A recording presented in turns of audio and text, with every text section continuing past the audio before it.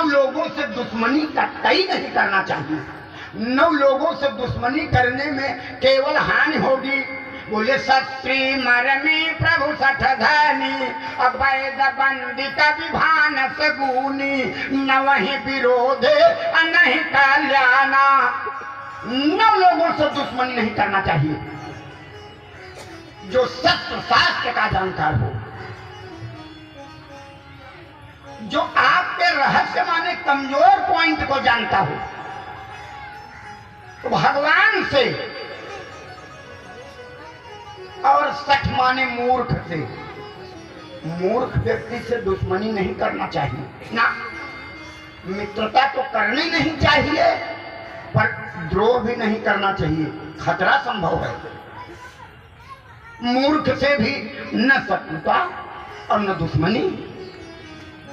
अब बोले वैद्य से, डॉक्टर से दुश्मनी नहीं करना चाहिए। अब बोले बंदी,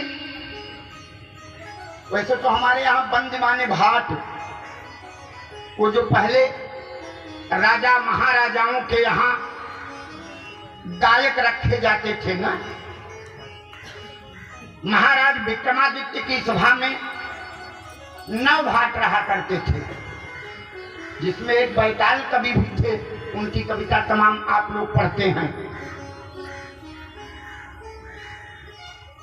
वैद बंदी कवि, अब कबीर हृदय वालों से भी शत्रुता नहीं करनी चाहिए। कभी भानस गुनी, भानस माने रसोइया, जो भोजन बनाता हो उससे तो दुश्मनी बिल्कुल मत करना, चाहे पत्नी हो।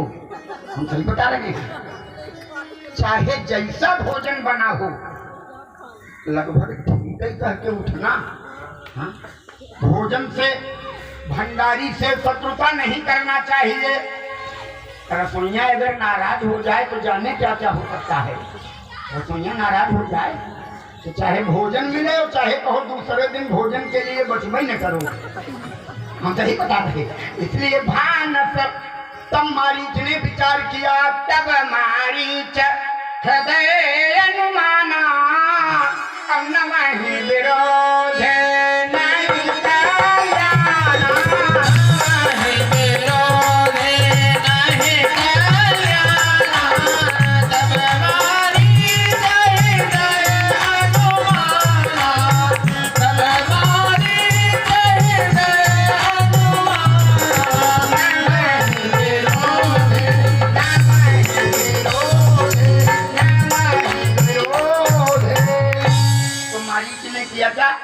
तब मारी कपट मृग भयऊ, सोने का मृग नहीं बना था, कपट मृग भयऊ। लेकिन सीता परमा, लास्ट डिग्री का संकेत है ये।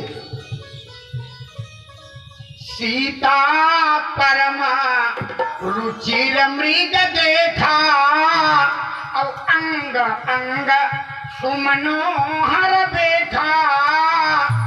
तब राम जी से बोल पड़ी कि सत्य संध प्रभु पध करी एही। भगवान इसका वध करिए। अच्छा, सोने का मृग होता तो वध करने को कहती, सोने का कहीं वध होता है? सोने का वध होगा। इसीलिए एक श्लोक का रामायणी जी खंडन करते हैं। संपूर्ण हमारे यहाँ एक संपूर्ण रामायण का श्लोक आया, लोग भटक गए। हमारे यहाँ एक ऐसा श्लोक है 4 लाइन का, वही पढ़ लो तो पूरे रामचरितमानस के 7 कांडों का 9167 चौपाइयों का पूरा फल मिल जाएगा, एक श्लोक। लेकिन एक श्लोक हमारे यहाँ बड़ा गड़बड़ आया है। पहले बचपन में हम सुनते थे, पढ़ते भी थे, कुछ दिन हम भी उसको पढ़े थे।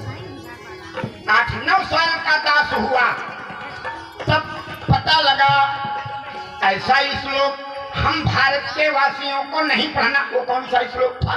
हमको लगता है कोई मूर्ख आया लिख के चला गया, हमको पता नहीं किस महामूर्ख ने लिखा, नहीं तो हम FIR निश्चित दर्ज कराते, इसमें 2 राय नहीं है। हाँ, ऐसा लिखना चाहिए, ऐसा संदेश बांटना चाहिए। आदौ राम तपोवनादि गमनम कुछ लोग जानते होंगे इस श्लोक को। इस श्लोक का पाठ नहीं कि किसी मूर्ख का लिखा हुआ है। आदौ राम तपोवनादिगमनम, पहली गलती हत्वा मृगा कांचनम, दूसरी गलती वैदेही हरणम, तीसरा झूठ जटायु मरणम, चौथा झूठ। इसमें सब झूठ ही है। आदौ राम तपोवनादिगमनम, ये सही है। आदौ राम तपोवनादिगमनम कि विवाह के उपरांत राम तपोवनादिगमनम। वाल्मीकि रामायण में वाल्मीकि जी कहते हैं, बोलो बोलो वीर बजरंगबली की, कि यच्चिंतितं तदिह दूरतरं प्रयान्ति, यच्चेतसा न कलितं तदिहाभ्युपैति, प्रातर्भवामि वसुधाधिपचक्रवर्ती, सोहम प्रजामि विपिने जटिलस्तपस्वी। ये वाल्मीकि जी का सूत्र है। वाल्मीकि रामायण में वाल्मीकि जी कहते हैं। राम जी जंगल कब गए? मेरे प्यारे दोस्तों, भाइयों, देवियों, ध्यान दीजिए। पीछे वाले मिलाओ कनेक्शन, बोलो वृंदावन बिहारी लाल की जय हो। आदौ राम तपोवनादिगमनम, एक नंबर का झूठ। राम जी अवतार लेते ही जंगल बिल्कुल नहीं गए थे। राम जी पहले ताड़ुका का वध किए, मारीच सुबाहु की ऐसी तैसी किए, धनुष तोड़े, विवाह किए, अयोध्या आए, तब जंगल का नंबर आया। यच्चिंतितं तदिह दूरतरं प्रयान्ति। ये राम जी जंगल है ना। राम जी चीत्कार करके कह रहे हैं, मैं कल सवेरे राजा बनने वाला था, प्रातर्भवामि वसुधाधिप चक्रवर्ती, लेकिन सोहम ब्रजा, वही मैं राम, ब्रजामि विपिने जटिलस्तपस्वी, वही मैं राम, अब जंगल जा रहा हूं तपस्वी भी। तो पहली गलती आदौ राम तपोवना और हत्वा मृगा कांचनम। अच्छा, इस श्लोक को लिखने वाले उस मूर्ख को इतना भी बोध नहीं आया कि जब हत्वा मृगा लिख रहा था तो कांचन न लिखता।